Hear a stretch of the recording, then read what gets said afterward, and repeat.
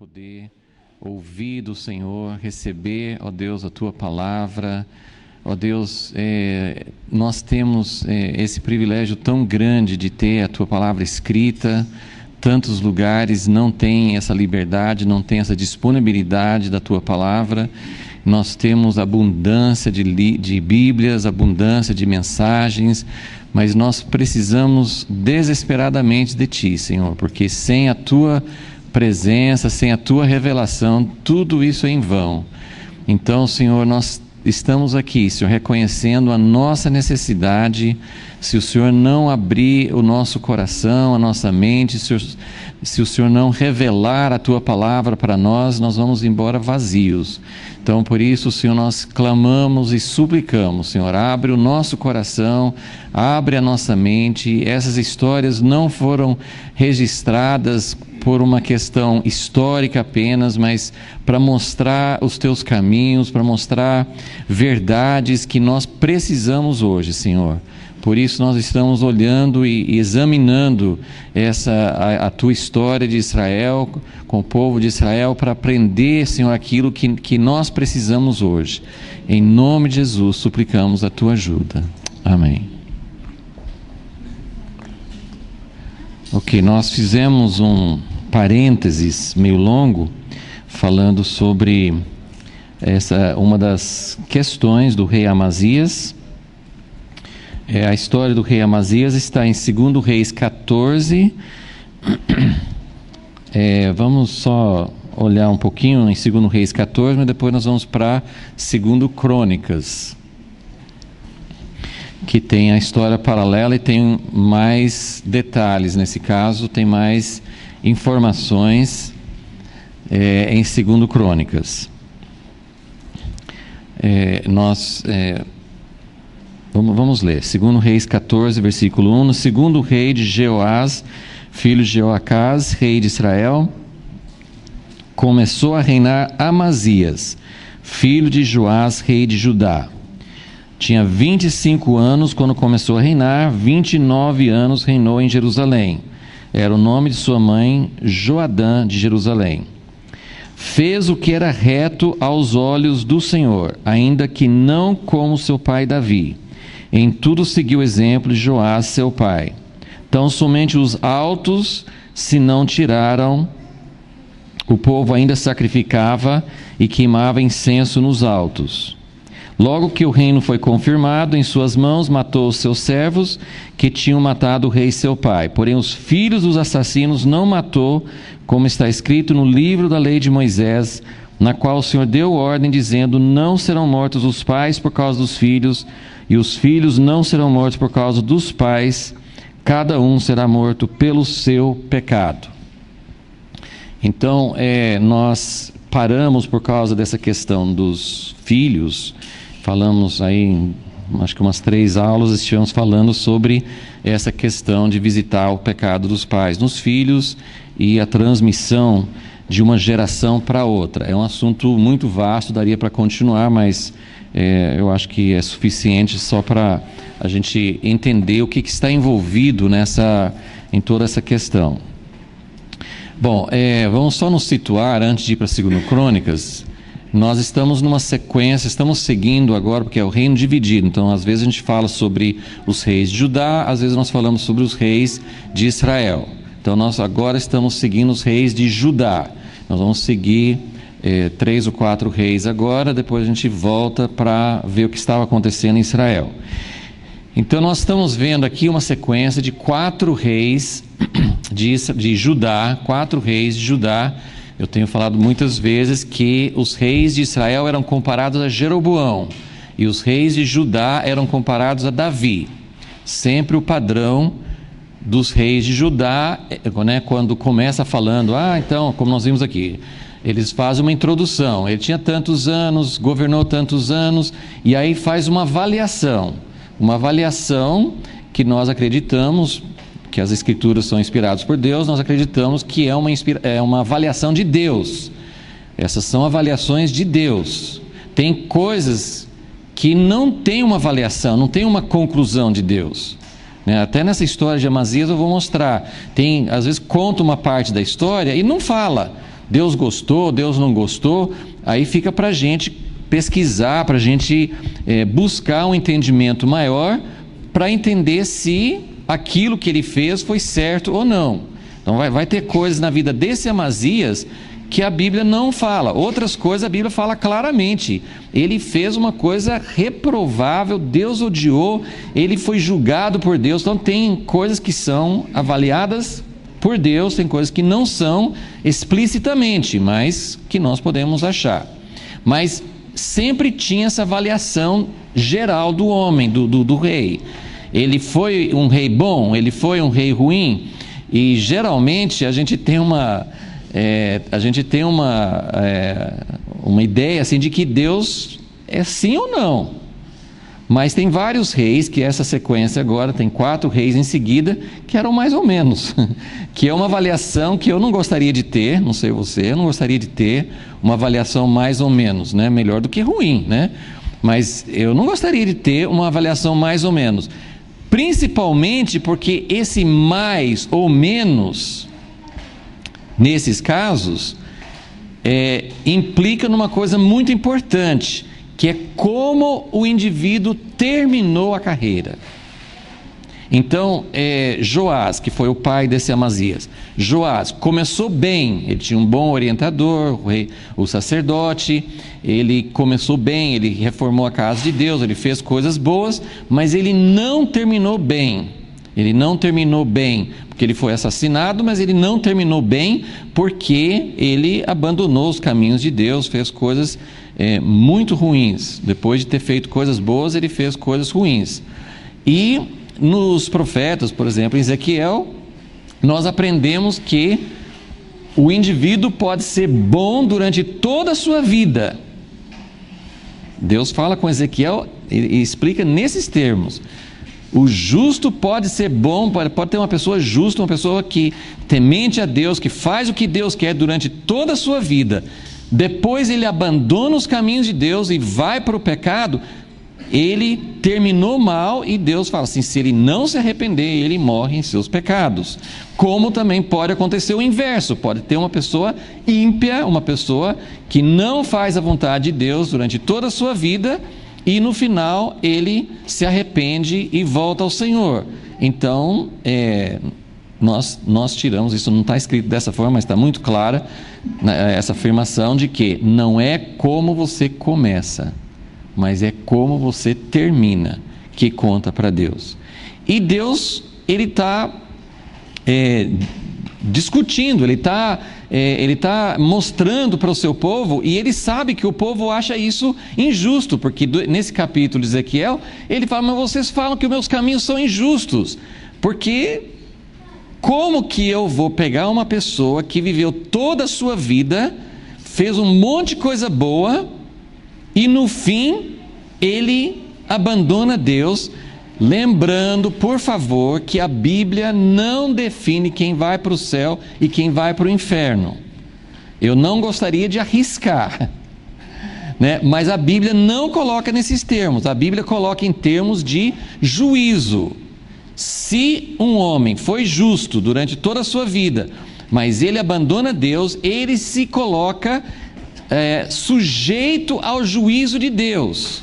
Qual vai ser o juízo de Deus? A Bíblia não define, a Bíblia nunca responde essa pergunta em termos de pessoas específicas. Então, porque Saul foi um rei que no fim abandonou Deus e veio espíritos malignos oprimindo, e por isso Saul foi para o inferno. A Bíblia não fala isso. Nem no Novo Testamento a Bíblia não fala isso. Então nós não temos essa autorização que muitos evangélicos, muitos cristãos acham que tem de falar, fulano foi para o inferno. Eu não tenho esse juízo. Eu tenho muitos textos bíblicos que falam sobre condenação, que falam sobre como Deus avalia, mas eu não tenho direito diante de Deus de passar juízo nas pessoas. Deu para entender a diferença? Eu não estou falando que a Bíblia não nos mostra qual o caminho certo e qual o caminho errado. E não estou dizendo que a Bíblia não fala sobre condenação, porque fala. Eu estou dizendo que Deus não nos dá o direito de passar juízo. Tem coisas que são muito, são quase universalmente aceitas entre cristãos. Eu vou falar umas coisas polêmicas, mas eu quero que vocês fiquem chocados um pouquinho, não para colocar a palavra de Deus como relativa e tanto faz, eu não estou dizendo isso. Mas tem coisas que a Bíblia não define. Por exemplo, todas as pessoas que se suicidam vão para o inferno. Isso está escrito na Bíblia? Isso não está escrito na Bíblia. É uma coisa muito séria alguém tirar a própria vida? É. Mas nós temos o direito de Deus de falar: fulano tirou a própria vida. Tem casos, tem acontecido recentemente, né? Uma pessoa muito famosa escreveu aquele livro, Uma Vida com Propósitos, Rick Warren. Muita gente deve conhecer. Assim, o filho dele se suicidou. Era uma pessoa... Ele tinha um problema mental, né? Bipolar ou tem aquela outra, né, que me fugiu. Talvez esquizofrênica. Eu não me lembro exatamente, mas um desses distúrbios mentais, né? Então, eu tenho direito de falar, ele foi para o inferno? Eu não tenho, porque a Bíblia não fala. Deu para entender, gente? Agora, isso significa, não, tudo bem, não tem importância, se alguém entra em desespero e tirar a própria vida, e daí? Não estou falando isso também. Eu não estou falando. É muito sério você tirar a própria vida. Ok? Então, eu só queria colocar isso. Então, voltando para a nossa questão aqui, não é como você começa a sua vida, sua carreira, é como você termina que conta para a avaliação. Agora, como essa avaliação vai pesar no juízo de Deus, eu não tenho essa informação. Né? Eu tenho informação que Joás foi considerado, olha, apesar de tudo que Joás fez, Joás foi avaliado como alguém que fez ele teve uma vida razoável, mas ele terminou mal. Então, isso que nós estamos estudando são vários reis. Começa com Joás, foi o primeiro, depois vem Amazias, esse aqui, depois virão mais dois depois dele, tá? Todos os quatro foram avaliados assim, foram bons. Eles não foram como aqueles que rejeitaram Deus e fizeram, levaram o povo atrás de idolatria. Apesar de Amazias, ele vai terminar fazendo coisas assim. Mas ele é avaliado dessa forma. Eu queria que vocês comparassem as avaliações que tem nos dois livros. Em Reis, esse aqui que nós acabamos de ler, 2 Reis 14:3, fala que ele fez o que era reto aos olhos do Senhor, ainda que não como seu pai Davi. Então todos são comparados a Davi, só que nesse caso ele foi bom, mas não como Davi. Então foi colocado dessa forma. Em Crônicas, nós vamos para lá daqui a pouquinho, mas só para fazer essa comparação aqui antes de deixar essa passagem. Em Crônicas diz o seguinte: ele fez o que era reto aos olhos do Senhor. Aí não compara com Davi, mas esses textos paralelos são bem interessantes. Aqui ele fez o que era reto, mas não como Davi. Em Crônicas ele fez o que era reto aos olhos do Senhor, porém não com coração íntegro. Então eu queria que... Aí o que você conclui das duas passagens? Que Davi fez com coração íntegro, por isso que Davi foi o modelo. Agora, o que você entende disso? Ele fez... Nós vamos ver que Amazias, eu estou tendo dificuldade de achar o que Amazias fez de bom, tá? No relato dele, ele fala assim, ele fez o que era reto aos olhos do Senhor, porém não 100%. Aí fala assim, vamos ver, o que ele fez de bom? Joás foi fácil, porque Joás reformou a casa de Deus. Então, você tem um exemplo muito forte. Joás ficou anos reformando a casa de Deus, lutando pela casa de Deus, então ele fez uma coisa boa. Agora, Amazias, nós vamos ter um pouco mais de dificuldade, muito mais fácil você achar as coisas ruins que ele fez. Mas, de qualquer maneira, sem pensar na lista de feitos dele, eu só queria que vocês pensassem nessa frase. Ele fez o que era reto aos olhos do Senhor, fez coisas certas. Você olhou o que ele fez, Certo, certo, certo. Uma das coisas foi o que a gente estava comentando nessas últimas aulas. Ele julgou, passou juízo, matou os assassinos do pai dele, mas não matou os filhos. Certo, ele obedeceu à lei de Deus, ele não foi além, ele julgou um ato, um crime, mas ele não foi além do que podia fazer. Então, certo, bom, ponto para você, Amazias. Mas ele não fez de coração íntegro. O que isso me diz? Você e eu, nós podemos ter um currículo bom. Olha Deus, olha o que eu fiz. Fiz isso, frequentei a igreja, contribuí para a obra do Senhor, servi ao Senhor, preguei para outras pessoas, que mais? A gente pode falar uma porção de coisas, mas Deus está olhando para o coração. Tem coisas boas que a gente faz que não tem valor para Deus, porque não foram feitas de coração íntegro. Nós temos um livretinho que é do mesmo autor daquela Patroa de Deus, Bob Mumford, que fala assim, o título é Abaixo da Linha de Fundo, e na capa tem um iceberg, que você sabe que às vezes tem só uma pontinha de gelo em cima da água, mas tem um bloco enorme de gelo abaixo. Então ele usa essa ilustração no livreto na mensagem para falar assim, que por fora a gente parece que está fazendo muita coisa certa, mas se você for olhar as motivações do coração. Então, a Bíblia fala muito sobre o coração. O homem olha para o exterior, Deus vê o coração. Então, nós precisamos ter muito cuidado quando nós avaliamos outras pessoas, mas principalmente em relação a nós mesmos. E aí, em Crônicas também fala que ele seguiu o caminho do pai dele, Joás. Então, a avaliação de Amazias é essa.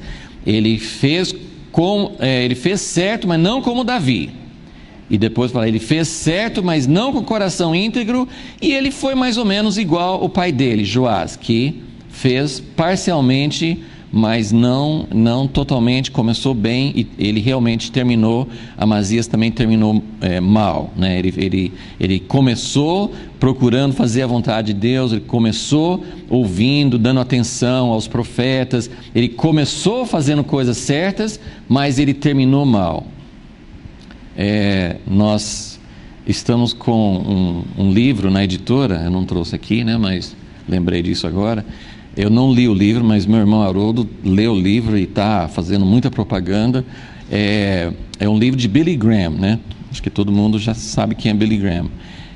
Um grande evangelista, ele está vivo ainda, e várias pessoas têm falado assim, olha, ele é um herói da fé.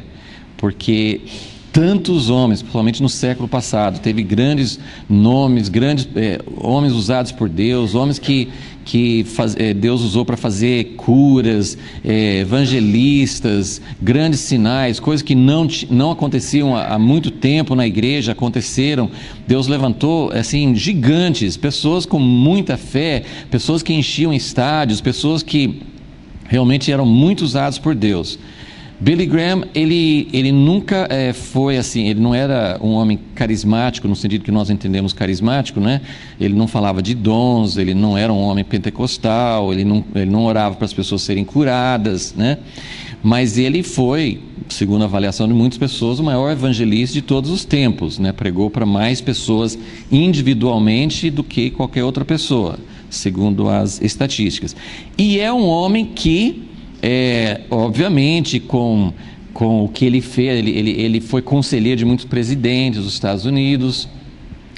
Ele não era aquele profeta Elias, Ele não chegava para os presidentes e falava assim, Deus vai te julgar. Ele não era um homem assim que falava coisas muito pesadas, mas sempre foi um homem íntegro, sempre foi um homem que não comprometia a sua fé, que falava a verdade, que tinha uma posição de fé muito clara, todo mundo sabia que ele defendia.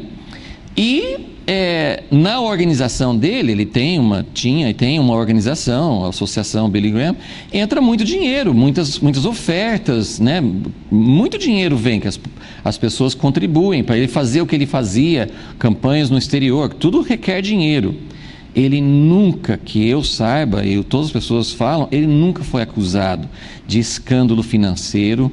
Na verdade, assim como o meu irmão fala, quem podia acusá-lo? Ele não coloca, essas coisas eram gerenciadas por outras pessoas, ele não mexia com isso, nunca mexeu. Bom, ele tem um livro que foi traduzido para português há pouco tempo, que chama A Caminho de Casa. E aí o subtítulo me chamou a atenção, que a gente está falando disso. Sim, como, eu não vou lembrar das coisas que vêm antes, mas como viver diante de Deus e como terminar bem. E ele pode falar que ele está com 96, 97 anos, não sei, ele está indo para os 100 anos, tem muita debilidade, né? Está com mal de Parkinson, mas é uma pessoa que está servindo a Deus, está falando e ficou viúvo e continua assim, firme diante de Deus. Então, um exemplo positivo de alguém que está terminando bem a carreira. Várias pessoas, como eu falei assim, eu não sei como Deus vai julgar, né? Eu poderia citar vários homens que começaram bem e terminaram, uns terminam assim com muita exaltação, muito nome, outros escândalos sexuais, outros escândalos financeiros. Muitos terminaram mal. Houve várias pessoas que Deus, assim, a morte foi algo que acontecia, assim, né? Tem um homem que é muito, não sei se vocês ouviram falar, mas eu de vez em quando menciono, que é William Branham, tem até um movimento, né, que em torno do nome dele. Ele era um homem, meu pai teve a oportunidade de estar presente em campanhas. Ele tinha não só o dom de cura, mas ele tinha uma revelação, né? A gente, todo mundo aqui já viu Deus revelando, tem uma pessoa aqui que tem isso. Eu sempre brinco assim, para falar assim, Deus está me revelando que tem, não que as pessoas fazem isso, mas é uma brincadeira, mas assim, Deus está me revelando que alguém aqui está com dor de cabeça. Eu acho que, né, não vou errar, né? Alguém aqui deve estar com dor de cabeça. Não que as pessoas fazem isso, mas muitas revelações são meio suspeitas. Teve aquelas coisas que eram claramente suspeitas, aquele tal de Jim Jones, né? Tem um relato assim, que ele tinha fone de ouvido e as pessoas conversavam lá na porta e tinha assim uma pessoa que estava chegando, nome tal, com doença tal, avisava para ele na frente. Essas fraudes assim, existia assim, claramente, e ele falava lá na frente, Deus está me revelando que a senhora Noemi que está aqui, ela sofre disso. Mas esse William Branham, ele tinha uma revelação, era uma coisa autêntica. As pessoas chegavam, ele falava, as pessoas vinham de outras cidades, ele falava o nome, ele falava o endereço, você mora na rua tal, número tal, você veio aqui porque você está com tal doença, o seu filho está com tal doença, você acredita agora que Jesus quer operar na sua vida? Ele revelava não para fazer uma demonstração, mas para trazer o toque de Deus, e era uma coisa verdadeira que Deus ministrava para as pessoas, curava, mudava a vida das pessoas, eram milagres muito fortes. Pois bem, ele se desviou não da fé, mas ele foi para um lado errado no fim, começou a dizer que ele era o profeta Elias, que ele era o anjo da última igreja, das igrejas de Apocalipse, e ele morreu num acidente que, assim, não foi por acaso. Não foi por acaso. Muito, muito claramente, Deus, na sua misericórdia, falou assim: olha, você vai se afastar da coisa do seu chamado, então estou chamando você de volta. Então isso aconteceu com a fundadora da Quadrangular. Tem muitas histórias de pessoas que Deus cortou porque estavam começando a se afastar. Então, começam bem e não terminam bem. Eu não estou dizendo que perderam a salvação, eu estou dizendo que a carreira não terminou bem. Deu para entender? E Billy Graham é um homem que a gente pode, assim, um exemplo para nós de um homem que começou bem e está terminando bem. Graças a Deus por esses exemplos, porque assim como Você lê exemplos na Bíblia de pessoas que foram fracas e carnais, você fala, puxa, tem esperança para mim também, né? Só não use os exemplos na Bíblia para dizer assim, Deus perdoou Davi, então se eu fizer uma coisa assim também Deus vai me perdoar. Isso é raciocínio errado, totalmente errado. Mas Deus nos dá exemplos de pessoas fracas para mostrar que Ele também pode fazer algo bom da nossa vida imperfeita, mas Ele também nos dá exemplos de pessoas que terminaram bem a carreira para mostrar que com a graça de Deus é possível terminar bem a sua carreira. Amém? Eu quero isso, eu anseio por isso, eu anelo por isso, eu quero terminar bem. Eu não preciso fazer muita coisa, mas eu quero terminar bem. Amém, irmãos? Que esse seja o nosso desejo. Então, nesses reis que nós estamos estudando, nós estamos vendo alguns, assim, eu penso que o nosso objetivo aqui tem que ser o que entrou na vida de Joás, o que entrou na vida de Amazias, por que eles não terminaram bem? Qual foi o fermento, qual foi a erva daninha que entrou ali e que contaminou e que levou essas pessoas a não terminar bem, ok? Então esse é o nosso contexto, é isso que nós estamos procurando entender, ok? Então só para finalizar a passagem de Reis, segundo Reis 14, no versículo 7 diz o seguinte: foi ele que derrotou 10.000 edomitas no Vale do Sal, capturou a Selá na guerra e chamou seu nome Jocteel até o dia de hoje. Então esse aqui, no relato de Reis, é um versículo, só um versículo que fala sobre essa guerra com Edom, com os edomeus. Agora nós vamos para 2 Crônicas 25, porque lá vai relatar com bem mais detalhes, e é isso que nós queremos ver agora, aspectos positivos e negativos. Vamos ver o que nós conseguimos descobrir na vida de Amazias que pode nos ajudar a não ter a nossa vida misturada, a não ter a nossa vida mais ou menos, a não começar bem e terminar mal, né? Não seguir esse exemplo, ok? 2 Crônicas 25, versículo 2, tem aquele texto que eu falei, que ele fez o que era reto, mas não com interesse de coração. E depois relata a mesma coisa, né, que ele matou os assassinos do pai dele, mas não os filhos. Então agora nós estamos no versículo 5.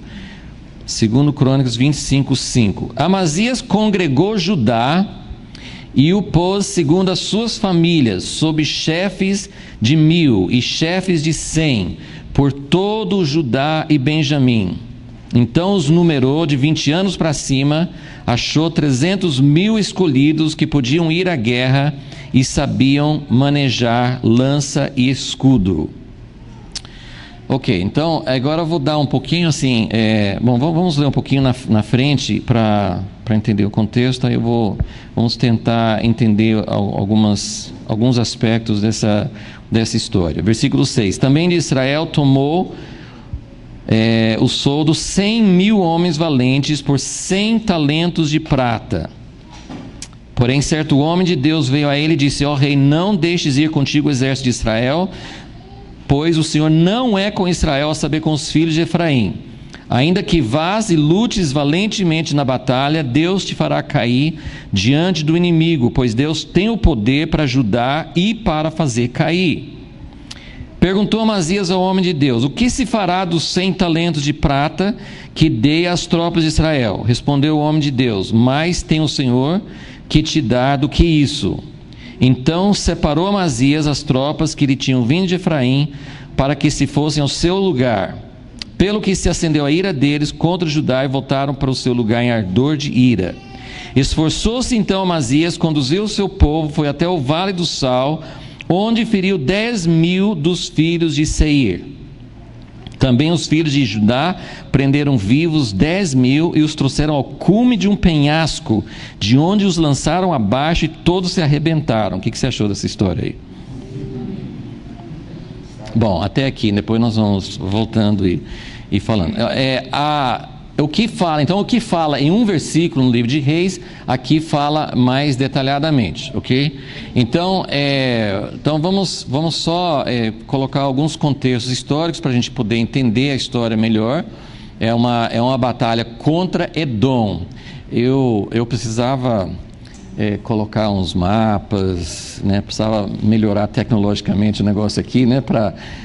Se vocês têm Bíblia, que tem mapa, eu sempre acho muito importante se localizar.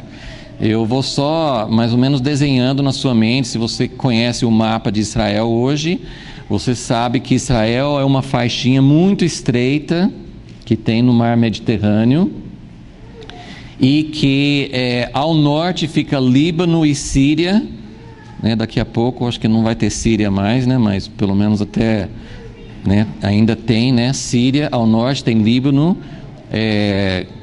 que eram os mesmos nomes que usavam na Bíblia, né? Líbano, Síria, né? Os mesmos lugares que falam na Bíblia são os lugares de hoje. Ao sul de Israel tem o deserto de Sinai, onde eles andaram por 40 anos, e tem o Egito, também seguem os mesmos nomes. Agora, Israel tem um rio, que é o Rio Jordão. Tem o Mar da Galileia, o Rio Jordão e depois o Mar Morto no sul, tá? Que forma a fronteira oriental, a leste de Israel, ok? Do outro lado, a leste de Israel, hoje nós temos o país da Jordânia. Então a Bíblia naquela época não chamava Jordânia. Tinha vários países pequenos que hoje fazem parte de Jordânia, seriam a região que hoje é Jordânia. Então, mais para o sul tinha Edom, que é esse que eles vão lutar contra eles agora. Inclusive achei bem interessante, porque a gente chegou a visitar esse lugar quando nós fomos para Israel, que hoje chama Petra, que é um lugar muito interessante, penhascos altos, tem umas coisas super interessantes, faziam parte, e até, segundo muitos comentaristas, historiadores, esse lugar que Amazias conquistou, e talvez até esse penhasco de onde ele jogou os edomitas, faziam parte dessa região de Petra. Mas Edom, o que é Edom? É importante saber onde ficava e também de onde veio. Edom são os descendentes de Esaú. Então vamos lembrar a história bíblica. Abraão tinha um filho chamado Isaac. Isaac tinha 2 filhos gêmeos. Um chamava Jacó, na verdade o mais novo, e o outro chamava Esaú. Então aí teve até aquela briga aí com o pai para ganhar a bênção. E quando Jacó se passou por Esaú, o pai falou assim: você vai dominar sobre seus irmãos. Então aí nós temos Esaú, que os descendentes formavam essa parte chamada Edom. Aí subindo um pouco mais para o norte, tinha outros 2 povos que aparecem muito na Bíblia, no Velho Testamento: Moabe e Amon. Ok? Moabe e Amon. De onde vieram Moabe e Amon? É de uma outra história que tem em Gênesis, que era um parente tem vários parentes, né? Voltando para Abraão tinha Isaac, mas não só Isaac. Quem mais que Abraão gerou? Ismael. E todos esses, de uma forma ou de outra, a gente entende que são os árabes hoje, né? Eles são parentes, eles são semitas, que nem os judeus. Então todos esses povos são parentes dos judeus. Então tem os ismaelitas, que hoje a gente não sabe exatamente quem são. Assim, a gente não sabe quem são descendentes dos edomitas, moabitas, amonitas, a gente não sabe. Mas a gente sabe que vieram de vários parentes. Então de Abraão veio Isaac e Ismael. Então Ismael tinha também vieram deles árabes. Depois tinha Ló, que era um sobrinho de Abraão. Lembra a história de Ló? Ló foi tirado à força praticamente de Sodoma, antes de Deus destruir Sodoma. Ele perdeu a esposa, perdeu os genros, ok? Lembra disso? Ele perdeu a esposa, perdeu os genros, mas saiu com 2 filhas. E aí aprontaram lá com uma história meio escabrosa, né? Que nasceram, né, do pai com as filhas, que falam assim, Deus destruiu, eles viram a destruição sobre Sodoma, acabou o mundo, foi o fim do mundo, só sobrou nosso pai e nós 2, né? Então a gente tem que dar um jeito, sem nosso pai saber que nós vamos fazer, nós temos que dar um jeito de preservar a raça humana, né? Então aí geraram Moabe e Amon, ok? Então são parentes, são todos parentes. E tem uma outra parte dessa história interessante.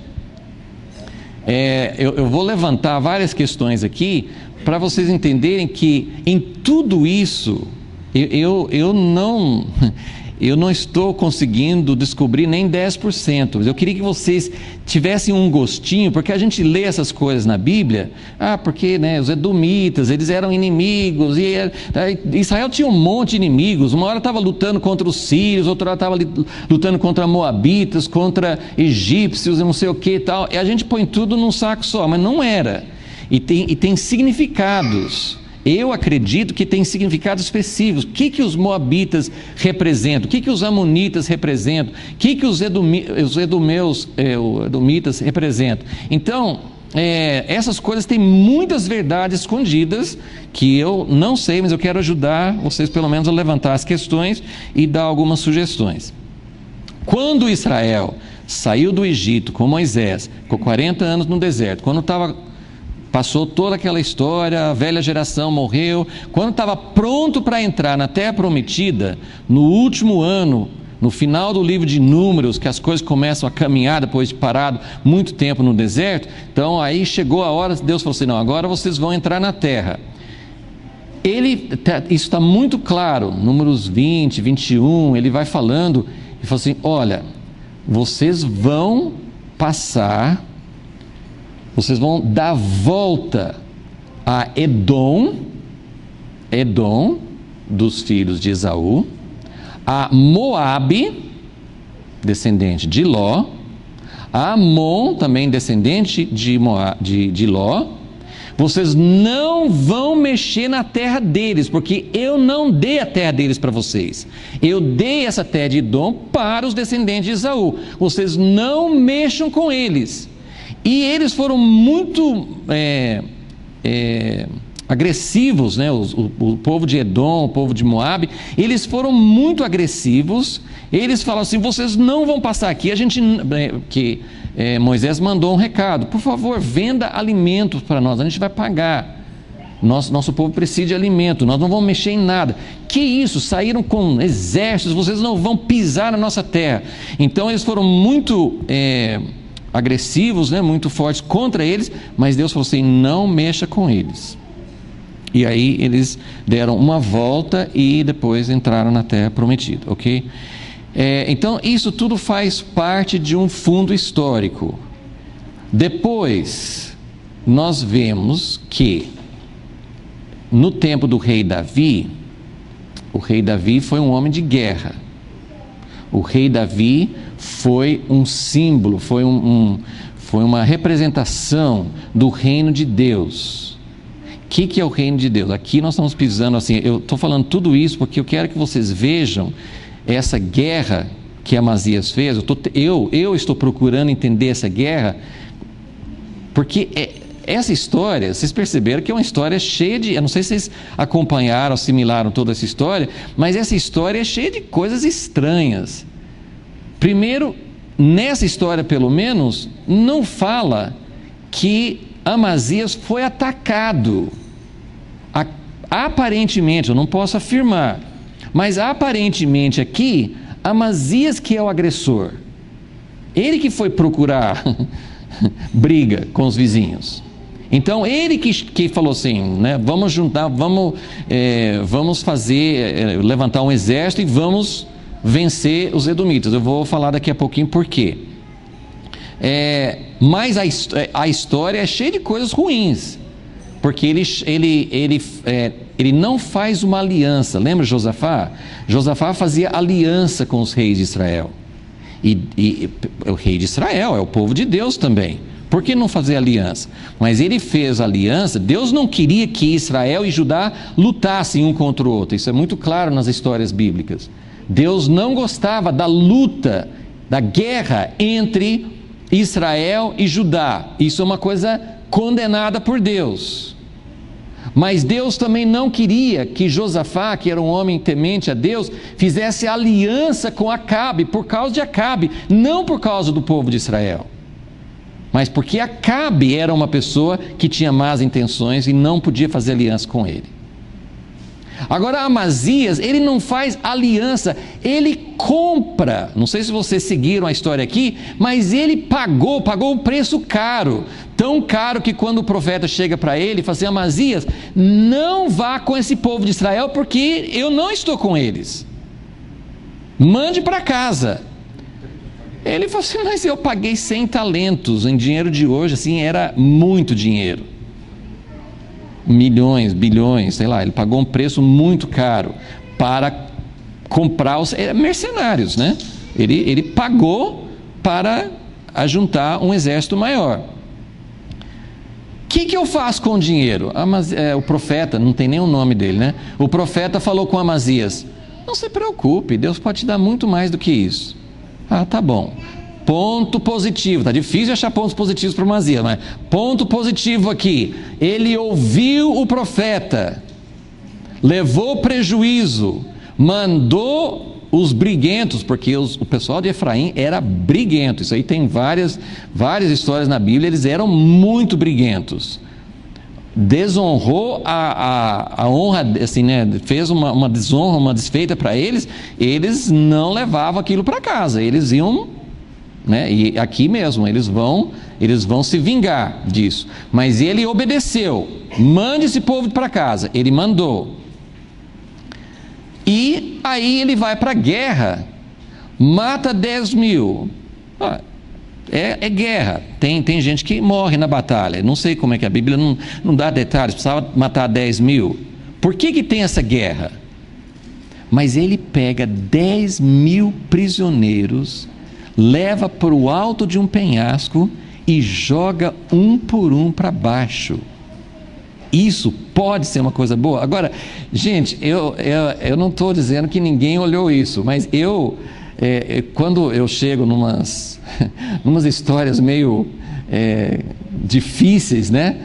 Eu vou consultar com outras pessoas. Vamos ver o que outras pessoas tiraram dessa passagem.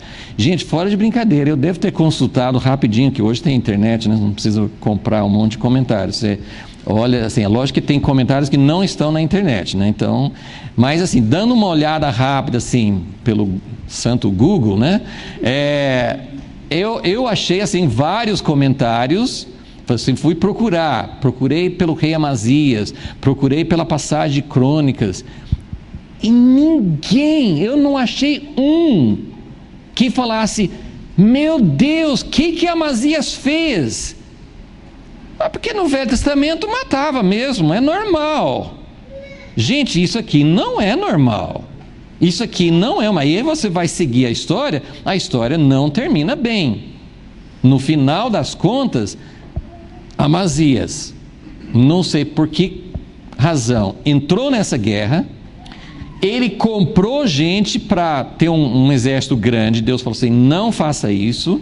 Se você fizer isso, você vai ser derrotado. Tudo bem, então. Ele obedeceu essa parte. Mas aí ele foi muito cruel, muito...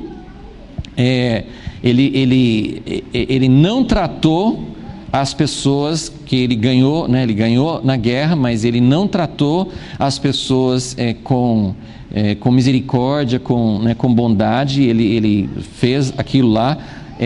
Lógico, tinha coisas passadas? Tinha. Amazias estava pensando disso? Eu não sei. Mas em várias ocasiões, Edom tinha atacado Israel. E numa das histórias, Edom com mais alguns outros povos, eles foram aqueles que...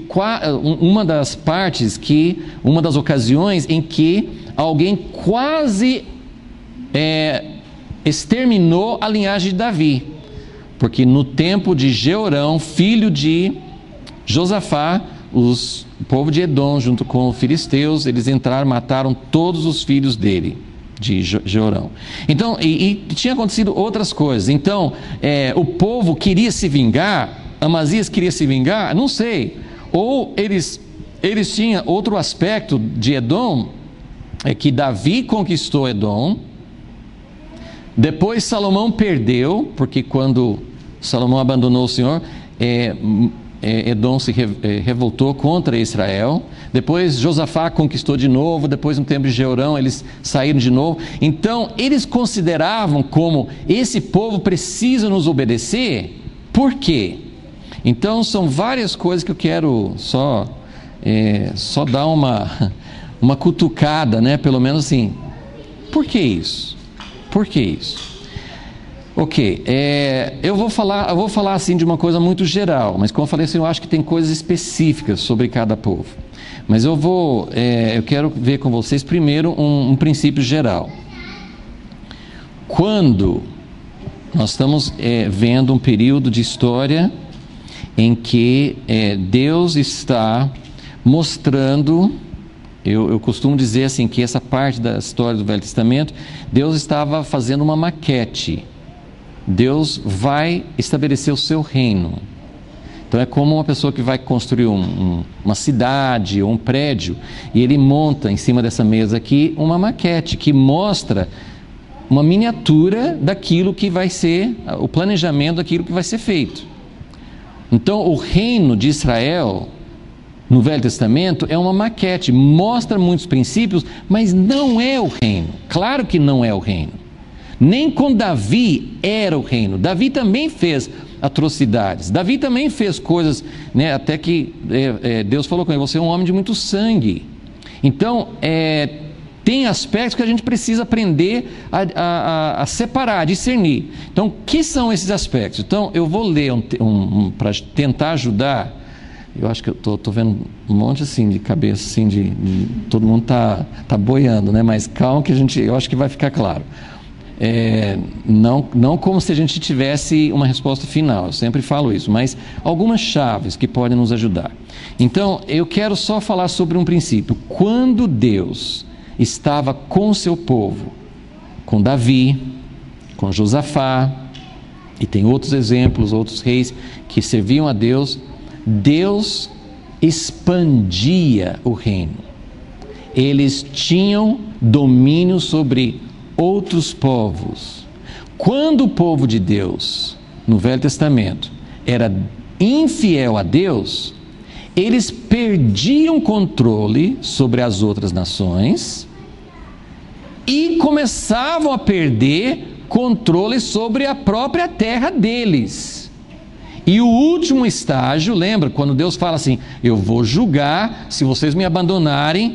Tem vários estágios. Eu vou segurar a chuva, eu vou permitir enfermidades, eu vou fazer vocês perderem a guerra. Tem vários estágios. Um dos estágios é perder domínio sobre outros povos. Outro estágio, perder domínio sobre a própria terra prometida. E o último estágio qual é?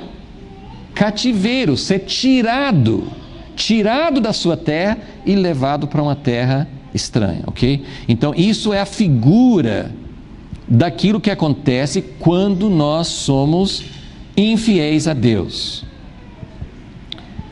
Em algum momento, essa nação, protótipo, esse modelo que Deus estava levantando, em algum momento essa nação dominou toda a terra. A Bíblia fala sobre Davi e Salomão, que tinham um império enorme. A gente olha no mapa de hoje, eles tinham um império pequenininho, porque eles só dominaram alguns territórios próximos a Israel. Comparando mesmo com o mundo conhecido daquela época, era muito pequeno. Então isso nos mostra, o reino de Deus ainda é pequeno. Até Jesus voltar, nós, como povo dele, nós não vamos dominar toda a terra. Mas existe um protótipo, existe um reino que começa a ter força, que começa a ter impacto, que começa a ter influência em alguns momentos da história antiga e alguns momentos da história da igreja, a igreja tem exercido uma força positiva, porque eu não estou falando sobre força carnal. Na Idade Média, a igreja cristã dominou sobre os imperadores, o Santo Império Romano, mas isso não era o reino de Deus, porque era uma autoridade imposta, não era o domínio que Deus quer estabelecer. Como o povo de Israel no Velho Testamento, às vezes, usava uma autoridade errada. E isso que Amazias está fazendo é com a força da espada. Isso não é o reino de Deus, é o povo de Deus tentando exercer domínio do jeito errado. Mas houve momentos na história em que o povo, em que a igreja exerceu uma influência certa. Por exemplo, aquele polvinho do conde de Zinzendorf, os morávios, um polvinho numa comunidade brigando entre si. De repente Deus visita, Deus traz harmonia, Deus traz luz, eles começam a orar, começa uma corrente de oração 24 horas por dia, 7 dias por semana, por mais de 100 anos, e eles começam a enviar missionários que morrem. Vários missionários morreram em países estrangeiros. Alguns dos morávios se venderam como escravos para poder trabalhar no Caribe junto com os outros escravos. Alguns foram mortos por causa disso, mas o reino de Deus estava influenciando, estava penetrando. Tempo de John Wesley, tempo de George Whitefield, tem vários momentos, tempo de William Wilberforce, tendo influência até para acabar com a escravidão. Então, houve momentos na história da igreja em que a igreja exerceu uma influência positiva, a influência de Deus, não essa influência aqui. Mas a promessa de Deus é que Deus vai restaurar. Agora eu quero mostrar uma profecia no livro de Amós. Procure aí o livro de Amós. Depois de Daniel é Oséias, Joel, Amós, e é o último capítulo de Amós. Amós capítulo 9.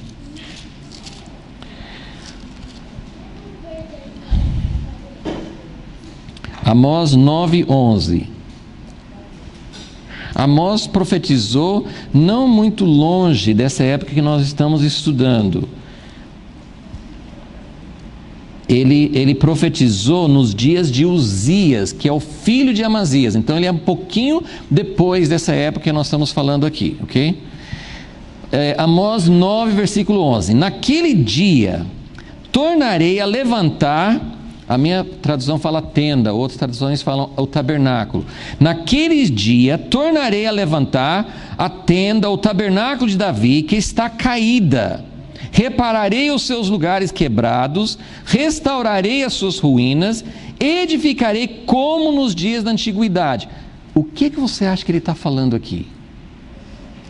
Ele está falando sobre Deus. Isso era depois de Davi, depois dessa época que nós estamos estudando. Israel, tudo assim sendo derrotado, perdendo todo o seu domínio, tudo caindo. E o profeta fala assim: vai acontecer um dia que eu vou levantar a tenda. A tenda é uma palavra simbólica para falar casa. A casa de Davi. O que é a casa de Davi? A descendência de Davi. Os homens que eram reis como Davi. Eu vou restaurar o domínio de Davi como nos tempos antigos. Eles vão voltar. Olha como que ele fala no versículo 12: para que possuam o restante, quer dizer, o que sobrou de Edom e todas as nações que são chamadas pelo meu nome, diz o Senhor que faz essas coisas. Bom, eu não vou tomar tempo. Existem profecias em Isaías que fala que Deus vai julgar Edom, que Edom vai... e outras nações também. Nós estamos falando sobre Edom por causa desse contexto histórico. Então a minha pergunta é a seguinte: o que eu posso entender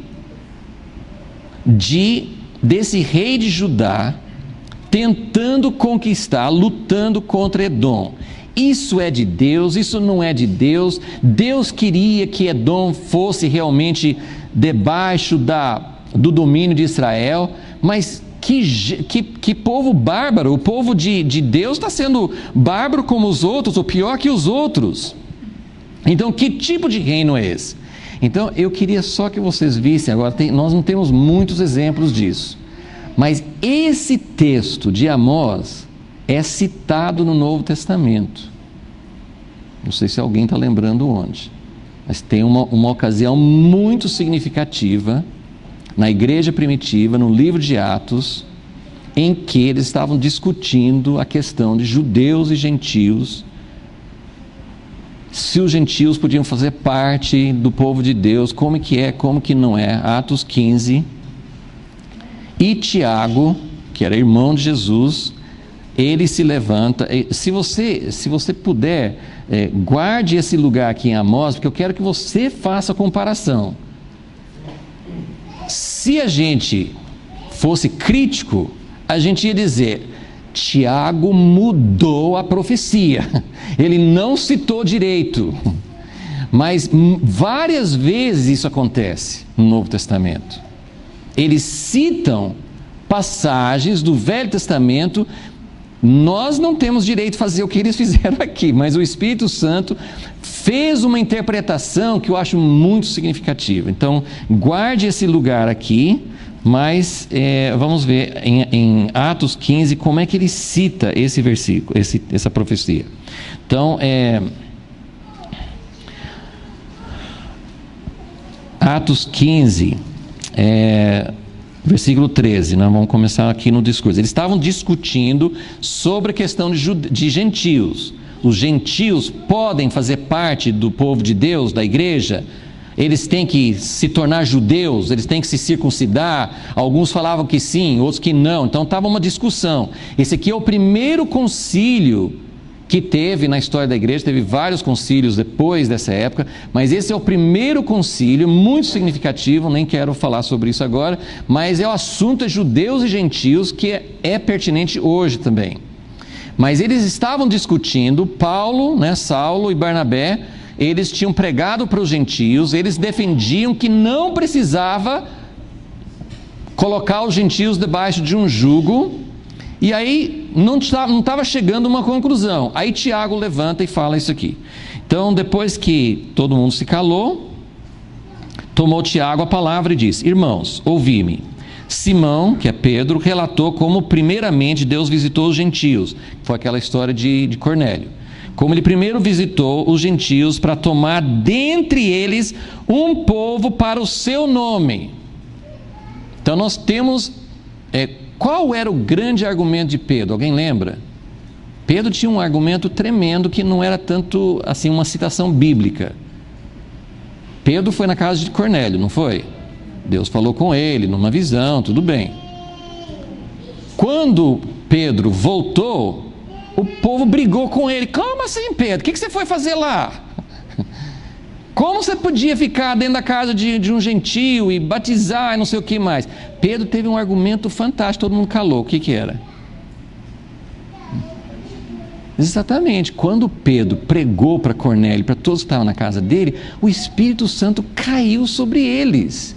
Então Pedro falou assim: brigue com o Espírito Santo. Não fui eu que fiz nada, eu obedeci Deus, Deus mandou ir lá, eu falei a palavra, eu não quis ir. Ele podia falar, eu não quis ir, Deus teve que puxar minha orelha 3 vezes para eu ir. Eu fui, falei a palavra, eu já ia saindo e o Espírito Santo caiu sobre eles. Eu não podia fazer nada. Então esse foi o argumento de Pedro. Mas olha só, Tiago agora vai trazer uma confirmação das Escrituras. E com isto, versículo 15, concordam as palavras dos profetas, como está escrito. Então agora presta atenção na citação de Amós. Prestem muita atenção, como é que ele cita? Depois disso voltarei e reedificarei o tabernáculo de Davi que está caído. Certo, certinho, ele está seguindo o versículo 11, de Amós 9. Então ele está citando o versículo 11. Reedificarei o tabernáculo de Davi que está caído, levantá-lo-ei das suas ruínas e tornarei a edificá-lo. Tudo certo. Agora, quando ele chega no versículo 12 de Amós, ele mudou tudo. Olha como que ele mudou. Porque em Amós está escrito: para que possuam, para que dominem. Eu vou levantar o rei Davi como antes, e eles vão ter domínio sobre Edom. E é isso que Tiago cita aqui? Não. Para que o restante dos homens. Tiago pegou Edom, tá certo que no texto de Amós ele até fala sobre todas as nações, mas ele nem fala Edom aqui. Ele fala assim: para que toda a humanidade busque ao Senhor. Ele não falou para que a nação de Israel domine sobre eles. Eu estou querendo que vocês vejam uma coisa muito interessante aqui, porque nós estamos vendo como o Espírito Santo interpretou essa profecia de Amós. Como é que a casa de Davi vai ser levantada? Qual é a ideia por trás dessa maquete, desse protótipo de Israel dominar sobre as nações em volta? Isso não era o que Deus queria, um domínio com sangue, com espada. O que ele estava mostrando é: se o meu povo anda nos meus caminhos, o meu reino vai expandir, vai ser expandido. Então, quando nós obedecemos a Deus, quando nós somos fiéis a Deus, Deus quer aumentar o reino, mas a igreja hoje também não entende como é que expande o reino de Deus. E esse é o ponto que eu acho que nós precisamos chegar.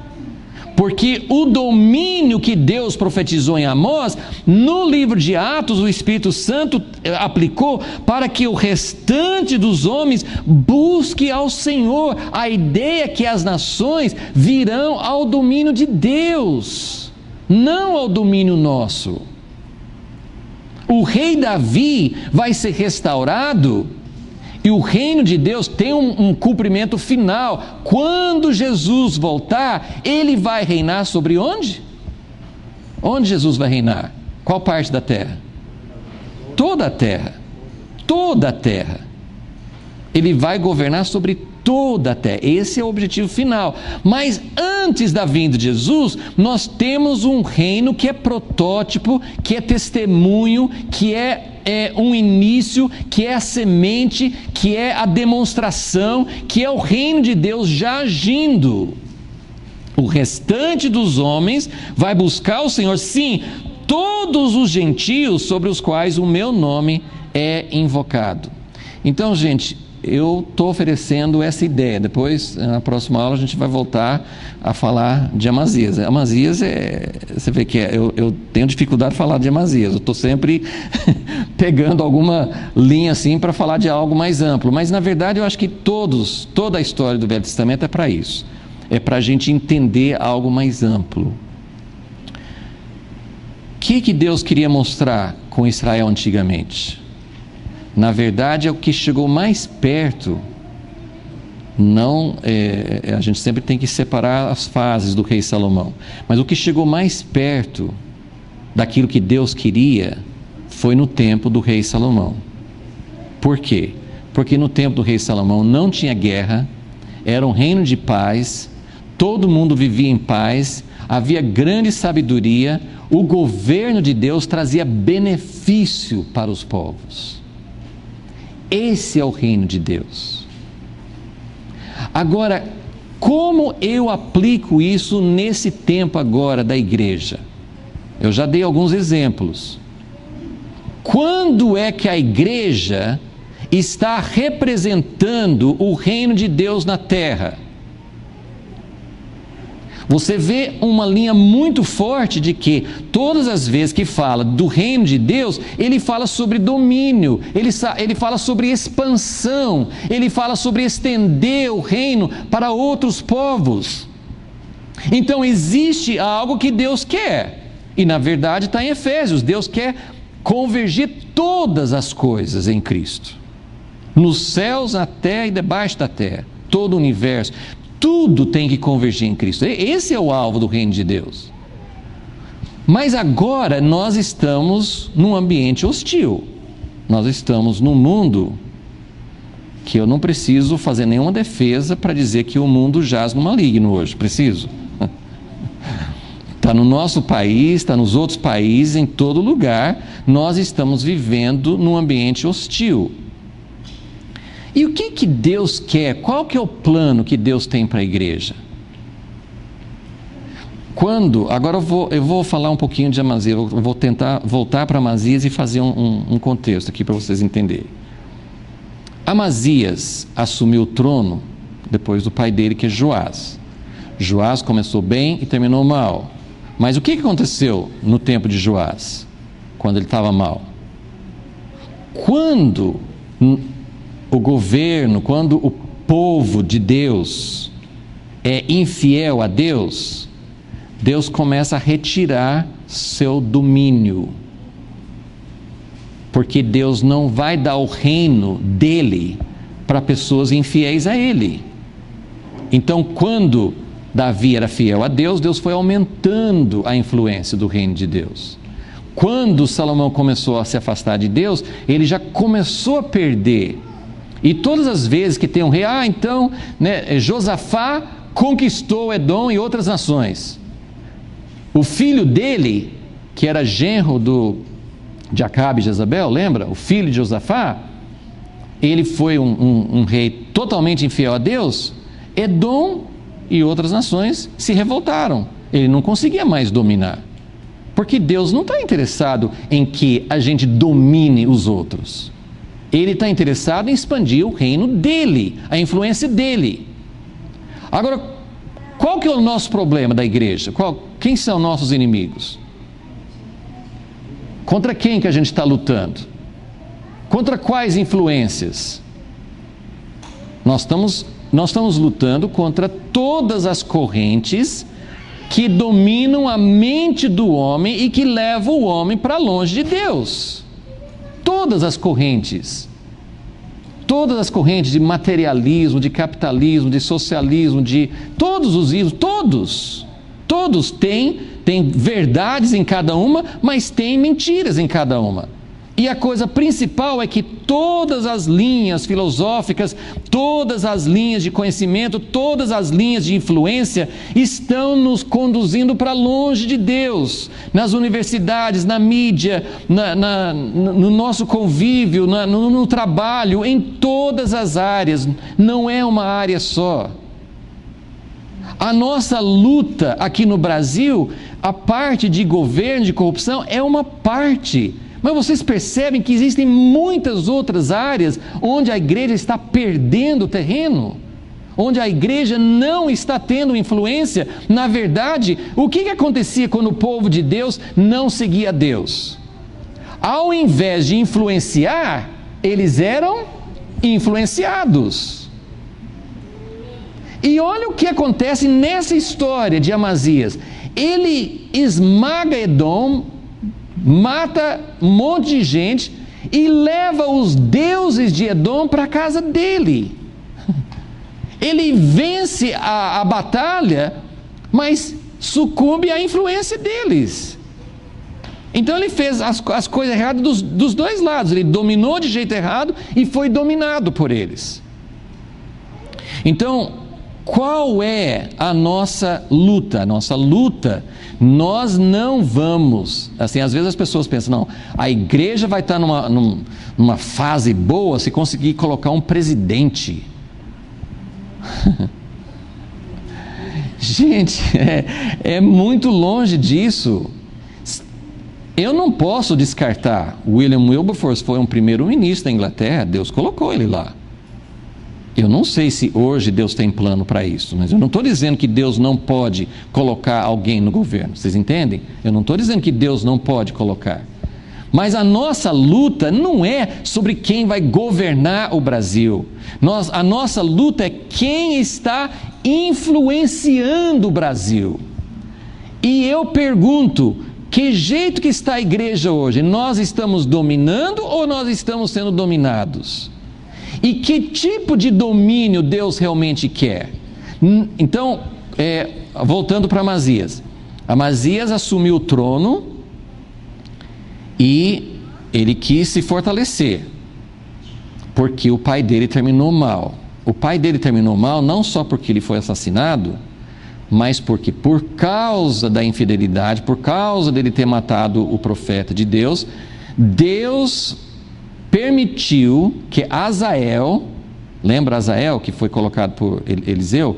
Azael, o rei da Síria, invadiu, tomou as riquezas de Jerusalém, né? Ele derrotou Judá.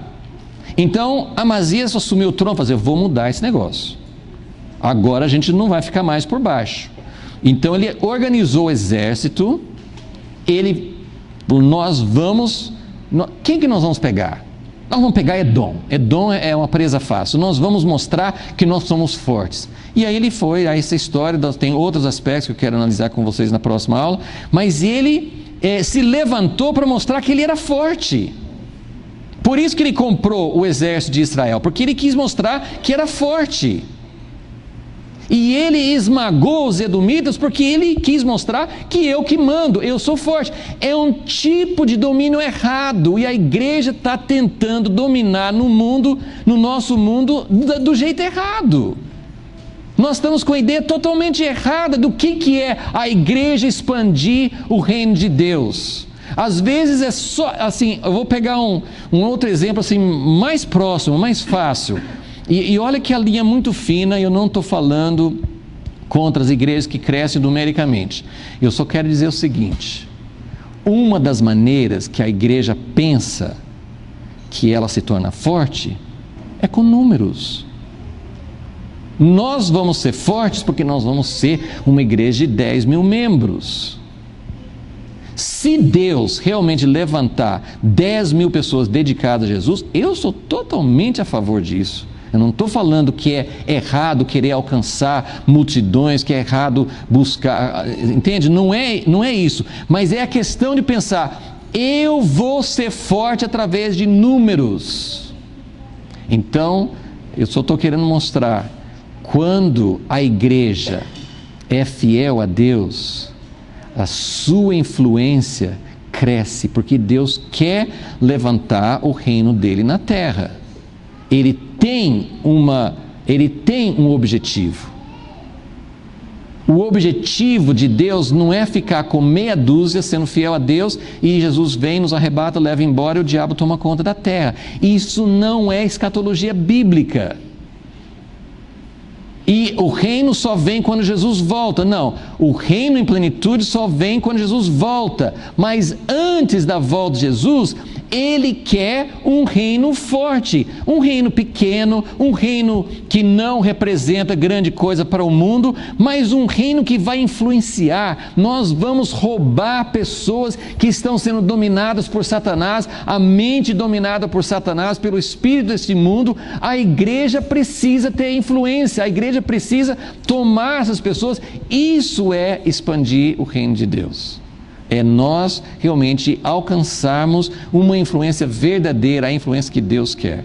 Então, é mais ou menos essa a conclusão, mais ou menos esse é o quadro que eu vejo em tudo isso. Amém? Precisamos buscar de Deus. E nós temos uma promessa que Tiago citou de Amós, que Deus vai restaurar a casa de Davi. Isso é antes da vinda de Jesus. Ele vai levantar a casa de Davi e os povos vão clamar ao Senhor e a influência de Jesus na terra vai ser verdadeira. Eu creio nisso, a despeito de tudo que eu estou vendo, eu creio nisso. Amém? Senhor, nós cremos na Tua palavra e queremos, ó Deus, buscar a Ti, Senhor, para que realmente a visão que todos nós temos do que é ser fiel a Ti, do que é ser o Teu povo, o Teu reino, do que é fazer as coisas retas aos Teus olhos, do que é ser íntegro de coração. Senhor, nós queremos que o Senhor restaure isso na nossa vida, Senhor. Ó Deus, a Tua intenção não é fazer da minha vida, da vida de alguém aqui, ou da igreja, ou do movimento, um grande nome na terra. A tua intenção, o teu plano é estabelecer o teu reino, a tua influência. Algo vai acontecer que vai abalar as nações, nós cremos nisso.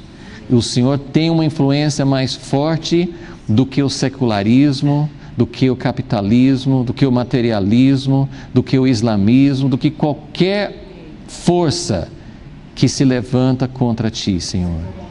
Ó Deus, e o domínio que o Senhor quer não é esse tipo de domínio que às vezes a igreja tem se contaminado. Nós não fomos chamados para ter força exclusivamente por números. Nós não fomos chamados para dominar no governo, no poder. Nós somos chamados, ó Deus, para ser realmente representantes do Teu reino e do Teu poder. E o Senhor vai fazer, como o Senhor sempre fez, com poucos diante de muitos. É isso que nós queremos, Senhor, que o Senhor chame, que o Senhor escolha, que o Senhor purifique a nós e a tantos outros que estão buscando a Tua face, no Brasil e pelo mundo, Senhor. Em nome de Jesus te pedimos. Amém.